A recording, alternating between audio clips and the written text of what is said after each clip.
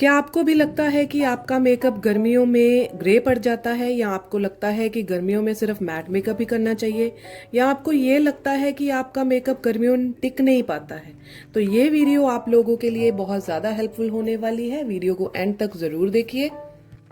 Hey guys, welcome back to my channel. आज की ये वीडियो हमारे वन डे मेकअप क्लास के बारे में है, जिसमें हम लोगों ने बच्चों को मेकअप को इजी टेक्निक से बताया है कि कैसे करना है, और साथ में हम लोगों ने अफोर्डेबल प्रोडक्ट्स के बारे में बताया है कि कौन कौन से मार्केट में ऐसे अफोर्डेबल प्रोडक्ट्स हैं जिनके साथ स्किन का बेस बहुत ज़्यादा फ्लॉलेस बन सकता है और जो बहुत ज़्यादा महंगे प्रोडक्ट भी ना हो। तो without wasting any time video को शुरू करते हैं। सबसे पहले आप लोगों ने स्किन को अच्छे तरीके से प्रेपरेशन कर लेनी है, और प्रेपरेशन करने के लिए आप लोगों को स्किन को जज करना है। मैंने यहाँ पर अपने बच्चों को पहले ये भी बताया था कि पहले स्किन जज करनी है और फिर वेदर। जिस अकॉर्डिंगली वेदर होगी, स्किन का टेक्सचर भी आपका उसी तरीके से टर्न कर जाएगा, और आप लोगों को मेकअप के स्टेप्स भी उसी हिसाब से ही करने हैं। तो यहाँ पर जो महीना चल रहा है वो मई का चल रहा है, और last week of the May, इसलिए तो काफ़ी ज़्यादा गर्मी का वेदर हो चुका है, और स्किन जो थी इनकी नॉर्मल थी। तो इसलिए हम लोगों ने यहाँ पर इनके फेस पर सबसे पहले प्रेपिंग टोनर यूज़ किया, और प्रेपिंग टोनर यूज़ करने के बाद यहाँ पर एम्ब्रोलिस का मॉइस्चराइज़र यूज़ किया। एम्ब्रोलिस का मॉइस्चराइज़र फेस पर लगाने के बाद थोड़ी देर के लिए छोड़ दिया, और उसके बाद यहाँ पर हमने आई पैचेस यूज़ किए हैं। अभी सीधा यहाँ पर हम लोग आईज मेकअप से स्टार्ट करते हैं। आईज मेकअप स्टार्ट करने के लिए मैंने यहाँ पर एल्फ का कंसीलर लगाया था और उसको लूज पाउडर के साथ लॉक कर लिया। अच्छे तरीके से लॉक करना बहुत ज़्यादा ज़रूरी है आई के बेस को भी, क्योंकि गर्मियों का मौसम है तो यहाँ पर आई का बेस भी पैची हो सकता है। आईज मेकअप यहाँ पर मैं जो करने वाली हूँ वो आईज मेकअप आजकल बहुत ज़्यादा ट्रेंड में है, और इस आईज मेकअप को करने में बहुत ज़्यादा एफर्ट्स भी नहीं लगते हैं। बहुत ज़्यादा कम कलर्स के साथ हम लोगों ने ये आईज मेकअप कर लेना है। सबसे पहले यहाँ पर मैंने हाइलाइटर शेड लगाया है। आप किसी भी तरीके का हाइलाइटर जो आपके पास हो, बिग ब्लेंडिंग ब्रश की हेल्प से उसको सारी आईज पर स्प्रेड कर लीजिए। उसके बाद यहाँ पर मैंने सबसे लाइटर शेड जो पिंक कलर होता है उसको भी मैंने बड़े ब्लेंडिंग ब्रश की हेल्प से पूरी आंख पर स्प्रेड कर लिया है। तो कोई भी इसके अलावा मैंने कलर यहाँ पर आईज पर यूज नहीं किया है। यहाँ पर मैं लाइनर यूज जो करने वाली हूँ वो भी मैंने पेंसिल ब्रश की हेल्प से, ये एक्चुअली एक फ्लैट ब्रश है जो मैं अक्सर यूज करती हूँ लाइनर लगाने के लिए, तो यहाँ पर मैंने वो यूज किया है। आई शेडो किट में से हमने एक वाइन कलर का शेड लेना है, और यही ब्रश की हेल्प से हम लोगों ने लाइनर के तरीके से इसको आई शेडो को अप्लाई कर लेना है। अच्छे तरीके से यहाँ पर अप्लाई करना है इसको, और इसके बाद मैंने यहाँ पर डार्क पिंक कलर का जो है आई शेडो लिया और इसके वाइन शेड के ऊपर ही इसको अप्लाई कर दिया। मैंने इसको एक बार पहले भी अप्लाई किया हुआ है आईज मेकअप पर, जब मैंने देखा कि डार्क पिंक कलर जो डायरेक्ट लगाते हैं हम तो इतना इंटेंस होकर नहीं आता है। जब मैंने नीचे वाइन कलर या ब्राउन कलर अप्लाई किया तो ये कलर बहुत अच्छे तरीके से इंटेंस होकर आता है। इसलिए मैंने बच्चों को ये टेक्निक भी बताई थी कि यहाँ पर पहले वाइन कलर लगाया और फिर उसके बाद डार्क पिंक शेड में इस कलर को अप्लाई किया, तो ये कलर ज़्यादा अच्छे तरीके से इन्हांस होकर आएगा। आईलाइनर लगा लेना है इसी आई शेडो से, और इसके बाद हम लोगों ने जब लैशेस लगानी है तो लाइनर जो है ब्लैक कलर का वो भी अप्लाई करना है। तो वो भी एंड तक आप वीडियो जरूर देखिए ताकि आपको पता चल जाए कि ये आईज मेकअप किस तरीके से होकर निकलेगा एंड में। तो यहाँ पर आईज मेकअप आपका ऑलमोस्ट डन हो जाता है। इसके बाद हम लोगों ने जो कलर्स अप्लाई करने हैं वो ये कलर्स अप्लाई करने हैं कि हम लोगों ने जहाँ पर फ्रंट कॉर्नर जो है 1/3 ऑफ द आई तक प्रेस्ड ग्लिटर्स यूज़ करने हैं। आजकल दूसरे ग्लिटर्स का जो है इतना ज़्यादा फैशन नहीं है, स्पेशली जब दिन का फंक्शन हो और जब गर्मी का मौसम हो तो ग्लिटर्स को अवॉइड करिए, क्योंकि क्रीजेस बनने के चांसेस होते हैं आईज पर भी, तो वहाँ पर हम लोग ग्लिटर्स अप्लाई ना करें तो ज़्यादा अच्छा है। प्रेस्ड ग्लिटर्स जो होते हैं उनके पार्टिकल्स बहुत छोटे होते हैं, तो इतना ज़्यादा पैचीनेस वो इतना दिखाई नहीं देती है, तो स्किन में ही मर्ज हो जाते हैं। इसलिए यहाँ पर मैंने फिंगर की हेल्प से फॉरएवर की पैलेट में से यहाँ पर प्रेस्ड ग्लिटर्स यूज़ किए हैं, और इनका फ्रंट कॉर्नर जो है उसको एनहांस करने के लिए फ्लैट ब्रश लिया है। अच्छे तरीके से देख लीजिए कि कैसे कैसे मैंने और कब कब क्या क्या स्टेप्स किए हैं, आपको भी बिल्कुल उसी तरीके से ही करने हैं। जो पिंक कलर मैंने पहले लिया था, अभी फिर से मैंने वही पिंक कलर लिया है और उसको आउटर कॉर्नर को इनर कॉर्नर की तरफ मैंने अंदर की तरफ स्प्रेड कर दिया है।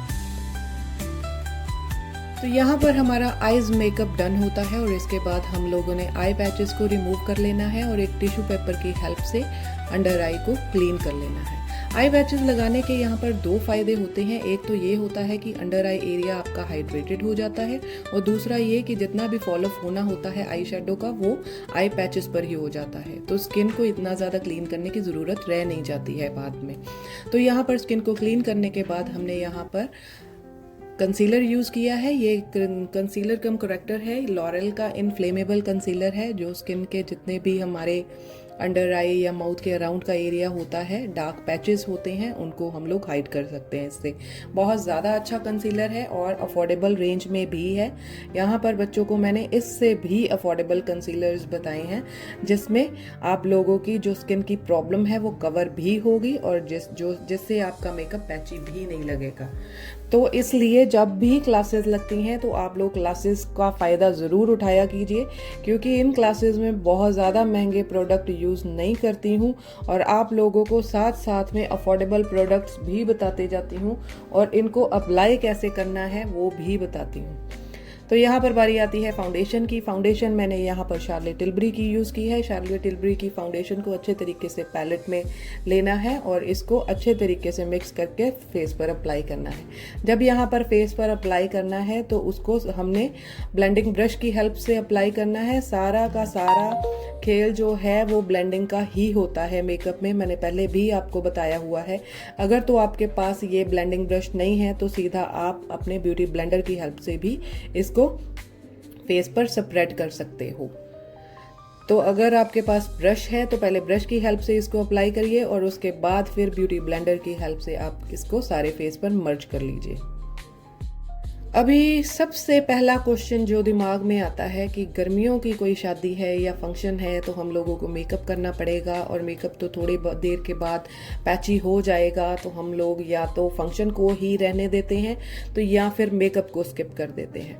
तो यहाँ पर मैं आपको एक सोल्यूशन इसका बताने जा रही हूँ कि जब भी आप किसी तरीके की फाउंडेशन को यूज़ करें तो सबसे पहले अपना वेदर ज़रूर चेक करें और अपनी स्किन का टेक्सचर ज़रूर चेक करें और उसके बाद आप कोई भी फाउंडेशन को चूज करिए।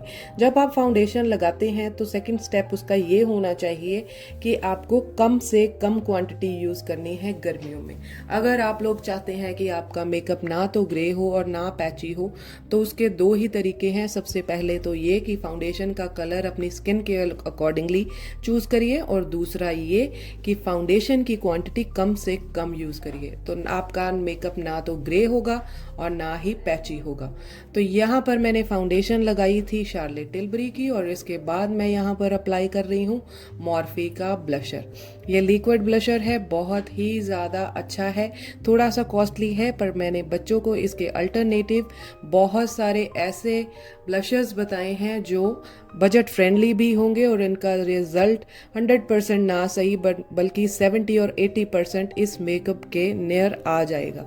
तो इसलिए इस क्लासेस में मैंने बच्चों को सारे अफोर्डेबल प्रोडक्ट्स बताए थे, फाउंडेशन भी बताई थी और पाउडर भी, ब्लशर भी और लिपस्टिक्स भी। ये क्लास बच्चों को बहुत ज़्यादा हेल्पफुल लगी और इस क्लास की जो कॉस्ट थी वो 299 थी सिर्फ, और 299 में बच्चों को सारे अफोर्डेबल प्रोडक्ट्स भी पता चले और साथ में ये टेक्निक भी पता चली कि ये मेकअप को फ्लॉलेस कैसे बनाना है। तो चलिए अगले स्टेप की तरफ बढ़ते हैं। अब यहाँ पर मैंने कंसीलर जो यूज़ किया है तो ये कंसीलर मैंने यूज़ किया है टू फेस्ड का, बहुत ही ज़्यादा अच्छा कंसीलर है। अगेन यही बात है कि आपको बहुत ज़्यादा क्वांटिटी इसकी यूज़ नहीं करनी है और जितना भी प्रोडक्ट आप यूज़ कर रहे हैं अच्छे तरीके से स्किन में पेनेट्रेट होना चाहिए। वो ऐसा नहीं होना चाहिए कि स्किन के ऊपर ऊपर ही उसकी लेयर लग रही हो और स्किन के अंदर ना जाए। तो इसका सल्यूशन सिर्फ और सिर्फ ब्लेंडिंग है। ब्लेंडिंग की तरफ आपने ध्यान देना है, अच्छे तरीके से स्किन में ब्लेंड हो जाना चाहिए। जो यहाँ पर कंसीलर हम लोग यूज़ कर रहे हैं तो कंसीलर का भी 2 to 3 टोन लाइटर होना चाहिए आपके फाउंडेशन से या स्किन के कलर से। तो इतना आप लोगों ने ध्यान रखना है कि अगर किसी के हाई एंड पॉइंट्स को हम लोग हाईलाइटेड कर रहे हैं तो वहाँ पर लाइटर शेड जाएगा स्किन से।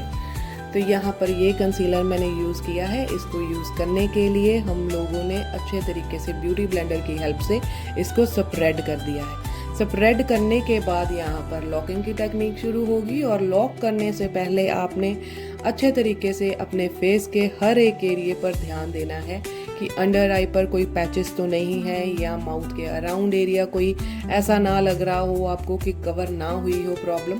तो ये सारी चीज़ें आप लोगों ने देख लेनी है और बाद में आपने इसको लॉक करना है। अच्छे तरीके से इसको देख लीजिए कि ये स्टेप कैसे हो रहा है। ब्लेंडिंग को 3-4-5 मिनट ज़रूर दीजिए ताकि आपका मेकअप बाद में फ्लॉलेस होकर निकले, क्योंकि पाउडर लगाने के बाद आपके पास कोई सोल्यूशन नहीं होता है कि आप लोग अपने मेकअप को फ्लॉलेस कर सकें। ये फ्लॉलेस करने की जो टेक्निक है वो फाउंडेशन की ही होती है। अब यहाँ पर हम लोग पाउडर से मेकअप को लॉक कर रहे हैं, फाउंडेशन को लॉक कर रहे हैं। तो फाउंडेशन को लॉक करने से पहले मैंने आपको बता दिया है कि फेस को अच्छे तरीके से देख लेना है, किसी तरीके की प्रॉब्लम ना रह जाए या कोई क्रीजेज ना रह जाए। लॉरा मर्सियर का यहाँ पर हमने पाउडर यूज़ किया है। इस पाउडर को पिज़्ज़ा पफ की हेल्प से हम लोगों ने लगा लिया है सारे फेस पर और अच्छे तरीके से इसको ब्लेंड कर लेना है। यहाँ पर जितनी देर तक हमारा पाउडर मर्ज होगा तो हम लोगों ने आईब्रोज को सेट कर लेना है। आईब्रोज को सेट करने के लिए मैंने यहाँ पर मॉर्फी की पैलेट यूज़ की है और ब्राउन कलर, जो डार्क ब्राउन कलर होता है वो हमने लिया है और स्पूली की हेल्प से सबसे पहले हमने आईब्रोज के जो हेयर्स हैं उनको क्लीन किया है ताकि कोई फाउंडेशन या पाउडर उसमें ना हो। अच्छे तरीके से इसको रिमूव करने के बाद हमने डार्क ब्राउन कलर का शेड लिया और आईब्रोज को नीट कर लिया। यहाँ पर इनके आईब्रोज नहीं बने हुए हैं, पहले इनके आईब्रोज में अभी बहुत सारे हेयर्स थे तो हमने जैसे थे वैसे ही उनको एनहांस कर दिया है, कोई लाइंस जो हैं एक्सटेंड नहीं करी हैं। ब्रो बोन एरिया को भी हमने हाइलाइटर पॉइंट से सेट कर लेना है और इसके बाद हम लोग लगा रहे हैं लैशेस। तो यहाँ पर मिंक लैशेस हम लोग लगा रहे हैं। लैशेस लगाने के लिए जो ग्लू हम लोग यूज़ करने हैं वो रिकोड की ग्लू है। अच्छे तरीके से इसको लगा लेना है। लैशेस का जो वॉल्यूम है वो भी इतना ज़्यादा नहीं है क्योंकि ये वेस्टर्न लुक है, तो वेस्टर्न लुक में हम लोग अक्सर जो है वो कम वॉल्यूम वाली लैशेस ही यूज करते हैं। अच्छे तरीके से नीट कर लेना है इनको। पहले देख लेना है कि अगर आईज का जो एरिया है वो छोटा है तो लैशेस को हम लोग पीछे से कट भी कर सकते हैं। ध्यान रहे कि फ्रंट से कट नहीं करना है, पीछे से ही कट करना है लैशेस को। अच्छे तरीके से ग्लू को अप्लाई करना है और फिर उसके बाद लैशेस को वहां पर अप्लाई कर देना है। लैशेस अप्लाई करने के बाद जो लैशेस का ज्वाइंट होता है लैशेस और आईज का, उसको भी हमने नीट करना है। उसको नीट करने के लिए हम लोग यहाँ पर जो लाइनर यूज कर रहे हैं वो मेबलिन का लाइनर है। बहुत ज़्यादा थिक लाइन नहीं लगानी है, बहुत थिन लाइन से ही इसको हमने जो लैशेस की लाइन है उसको बस हाइड ही करना है। लाइनर लगाने का मतलब ये नहीं है कि हम लोग एक ब्लैक कलर की लाइन को लगा लें, बट यहाँ पर सिर्फ और सिर्फ जो बैंड है लैशेस का उसको ही हम लोगों ने हाइड किया है। यहाँ पर जो है ब्लशर जो मैं यूज़ कर रही हूँ वो आई मैजिक की पैलेट से यूज़ कर रही हूँ और इसको अच्छे तरीके से लगाना है। बहुत ज़्यादा ये लाइट मेकअप हमने किया था तो इसलिए यहाँ पर मैंने लाइटर शेड को ही अप्लाई किया है। इसके बाद मैंने मिलानी का ब्लशर यूज़ किया है, उसमें से ही सबसे लाइटर शेड जो पिंक कलर था उसको अप्लाई किया और ये फॉरएवर 52 की पैलेट है, हाइलाइटर पैलेट जो मेरी पर्सनली फेवरेट है। वहाँ से मैंने हाइलाइटर को यूज़ किया और हाई एंड पॉइंट्स पर, और इसके बाद जैकलिन का हाइलाइटर भी मैंने लगाया। तो पहले मैंने जो हाइलाइटर लगाया था उसमें से मैंने लाइटर पिंक शेड को अप्लाई किया था और अब ये गोल्डन शेड है। तो गोल्डन और पिंक शेड मिलकर रोज गोल्ड शेड बना देंगे। तो आप इस तरीके से भी अपना हाइलाइटर सेलेक्ट कर सकते हो कि जिस तरीके का आप लोग मेकअप यूज कर रहे हो। मीन्स कि अगर आप पिंक कलर का मेकअप शो करना चाह रहे हो तो हाइलाइटर भी उसी तरीके का लगा सकते हो। ये भी एक बहुत अच्छी टिप है आप लोगों के लिए। ज़रूरी नहीं है कि हम लोग ब्रॉन्ज़र यहाँ पर यूज़ करें या ज़रूरी नहीं है कि हम लोग सिल्वर कलर का ही हाइलाइटर यूज़ करें। हम लोगों को रोज़ गोल्ड शेड अगर देना है, आपके पास रोज़ गोल्ड शेड नहीं है तो पिंक और गोल्डन को मिक्स करके आप रोज़ गोल्ड शेड अप्लाई कर सकते हो। वाइट कलर की यहाँ पर मैं पेंसिल यूज़ कर रही हूँ वाटर लाइन पर। ये फेसेस कनाडा की पेंसिल है, बहुत ही ज़्यादा अच्छी पेंसिल है, बजट फ्रेंडली है और बहुत ज़्यादा इफ़ेक्टिव भी है, स्मूथ है, आइज़ के लिए हार्मफुल भी नहीं है। यहाँ पर जो मैं अंडर आई पर कलर यूज़ कर रही हूँ वो वही वाइन शेड यूज़ कर रही हूँ जो मैंने सबसे पहले आइज़ के ऊपर लाइनर का शेड दिया था। 1/3 ऑफ द आई पर हम लोगों ने अप्लाई करना है। लाइनर को पीछे से शुरू करना है, जो फ्रंट कॉर्नर है वहां पर हम लोग इस कलर को नहीं लेके गए हैं। उसके बाद वही पिंक कलर का जो लाइनर मैंने ऊपर लगाया था उसी को ही मैंने यहाँ जो है वाइन शेड के ऊपर अप्लाई किया और आगे तक लेके आएंगे। फेरारूशी का यहाँ पर हम लोग मस्कारा यूज़ कर रहे हैं। पहले मैंने जो मस्कारा वहाँ पर यूज़ किया था तो वो मेबलिन का मस्कारा यूज़ किया था। अभी इसकी वॉन्ड जो है बहुत ज़्यादा थिन है, तो जो वाटर लाइन के पास हमारे आई लैशेज़ होती हैं उसको ये वाला जो मस्कारा है वो बहुत ज़्यादा एनहेंस कर देता है अंडर आई लैशेज़ को, इसलिए बहुत ज़्यादा हेल्पफुल है।